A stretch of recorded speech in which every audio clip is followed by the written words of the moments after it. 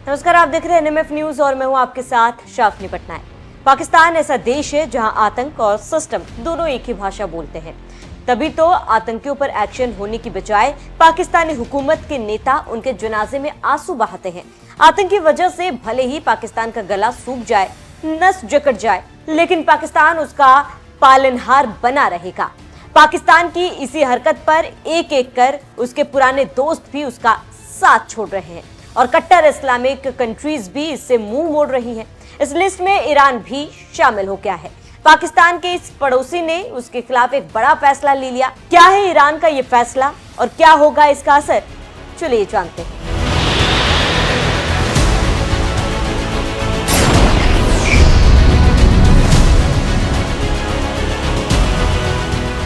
Terror और talk एक साथ नहीं हो सकते। टेरर और ट्रेड एक साथ नहीं चल सकते और पानी और खून भी एक साथ नहीं बह सकते। पाकिस्तानी दहशतगर्दों ने पहलगाम में धर बूझकर लोगों को मारा और भारत को तोड़ने की साजिश रची, लेकिन भारत को तोड़ने चला पाक खुद ही हर दिन टूटता जा रहा है। पाकिस्तान के बुरे दिन शुरू हो गए हैं। पहले भारत ने डिप्लोमेटिक स्ट्राइक से दर्द दिया, इसके बाद ऑपरेशन सिंदूर से गहरे घाव दिए।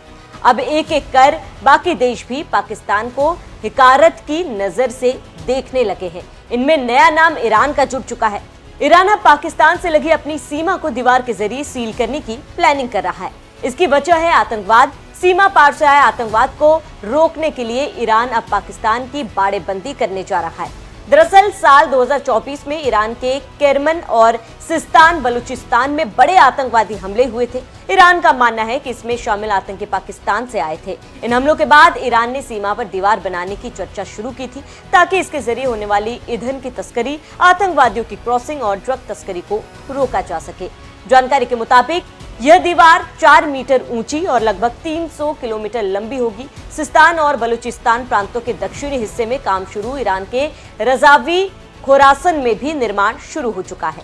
इससे पहले ईरान पाकिस्तान में घुसकर आतंकी ठिकानों को तबाह कर चुका है। जनवरी 2024 में ईरान ने आतंकी संगठन जैश अल अदल के खिलाफ पाकिस्तान में ड्रोन अटैक किया था। जैश अल अदल को वॉशिंगटन और तेहरान दोनों ने ही आतंकवादी समूह घोषित किया था। हालांकि ईरान ने जैश अल अदल पर कार्रवाई करते हुए पाकिस्तान में किसी आम नागरिकों या सेना के ठिकानों को निशाना नहीं बनाया गया था। बावजूद इसके हमले को पाकिस्तान ने अवैध बताया था। साथ ही ईरान को चेतावनी भी दी थी कि इसके गंभीर परिणाम भुगतने पड़ सकते हैं, जैसा कि पाकिस्तान हमेशा करता आया है। ईरान ने पाकिस्तान की गीदड़ भपकी को नजरअंदाज करते हुए बिना देरी के पाकिस्तान सीमा पर दीवार बनाने का काम शुरू भी कर दिया। इससे पहले पहलगाम हमले के बाद भारत ने पाकिस्तान के खिलाफ सबसे पहला एक्शन सिंधु जल समझौता स्थगित करने को लिया था। पानी रोकने की बात सुन पाकिस्तान इतना बौखला गया था कि उनके नेता और सेनाधिकारी आतंकियों की भाषा बोलने लगे, खून बहाने की धमकी देने लगे। लेकिन उनकी गीदड़ भपकियों से भारत तो डरने वाला नहीं था। ऑपरेशन सिंदूर इसका बड़ा एग्जाम्पल है। जल संकट को भांपते हुए सिंधु जल समझौता स्थगित करने के फैसले पर पाकिस्तान की ओर से गुहार भी लगाई गई है। इस पर दोबारा विचार किया जाए, लेकिन भारत किसी रियायत के मूड में नहीं है। वो पानी में खून बहाने की बात करते हैं तो भारतीय प्रधानमंत्री नरेंद्र मोदी भी साफ कर चुके हैं कि खून और पानी एक साथ नहीं बह सकता। पाकिस्तानी फौज, पाकिस्तान की सरकार जिस तरह आतंकवाद को खाद पानी दे रहे हैं, वो एक दिन पाकिस्तान को ही समाप्त कर देगा।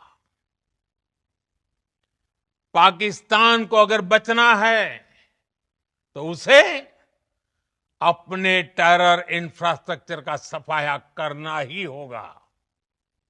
इसके अलावा शांति का कोई रास्ता नहीं है। भारत का मत एकदम स्पष्ट है।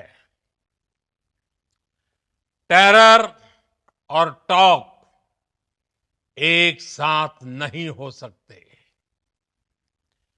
टेरर और ट्रेड एक साथ नहीं चल सकते और पानी और खून भी एक साथ नहीं बह सकता।